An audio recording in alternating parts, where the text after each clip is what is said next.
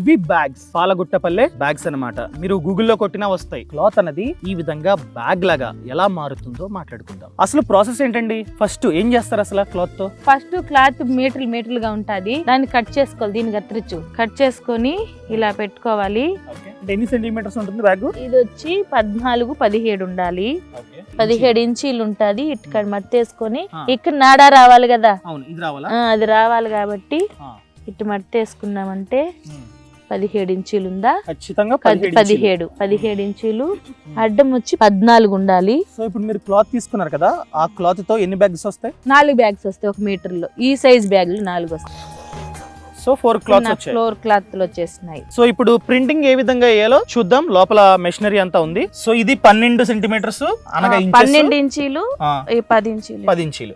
So ఈ bag లో ఇక్కడ మాత్రమే ఫోటో వేయాలని చెప్పి అసలు మెజర్మెంట్ ఏంటి మేడం?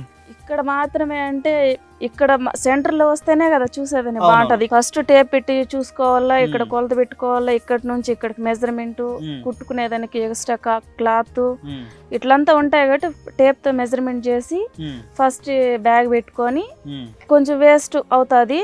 ఆ వేస్ట్ అయినాక దాంతో ఫస్ట్ బొమ్మ వేసి దాన్ని చూసుకొని మళ్ళీ బ్యాక్ వేసుకోవాలి. ఇక్కడ క్లాత్ కొట్టుకోవాల్సి వస్తుంది చీలలతో. కొట్టుకొని దీనికి ఫోటో కోడ్ అనేసి అది పూసుకొని ఇలా ఒక లైట్ ఉంటుంది, దాన్ని పెట్టి ఇది కస్టమర్ పంపించిన ప్రింట్ పెట్టి తయారు చేసుకుంటాము. ఆ తర్వాత బ్యాగ్ మీద వేస్తాం. ఇదేంటండి? Sun inks. సో ఇది ఓన్లీ క్లాత్ కా? అవును, క్లాత్. ఎంత ఉంటుందండి ఒక బాటిల్? 1 లీటర్ తెచ్చుకో, ఒక బాటిల్ లో 300. సో ఈ విధంగా మీరు మార్కెట్ లో కొనుక్కుంటారు. ఈ పెయింట్ ఏమంటారు అసలు? ఏదన్నా పేరుందా? క్లాత్ పెయింట్ అలా? అంతే, క్లాత్ పెయింట్ మాత్రమే. క్లాత్ పెయింట్ అంటే ఈ పెయింట్ ఇస్తారు. సో ప్రతి క్లాత్ ని ఏదైతే మనం పెయింటింగ్ చేసామో దాన్ని ఆరబెట్టాలి. చాలా పెద్ద పని అయితే. ఒక క్లాత్, నార్మల్ క్లాత్ ఒక బ్యాగ్ ఇవ్వాలంటే ఎంత టైం పడుతుందండి? నార్మల్ గా 2-3 గంటలు పడుతుంది. అది ప్రింట్ వేసి ఆరి.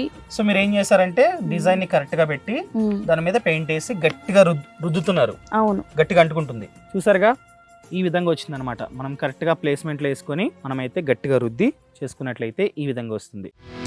బాస్ వాలా, బీ ద బాస్.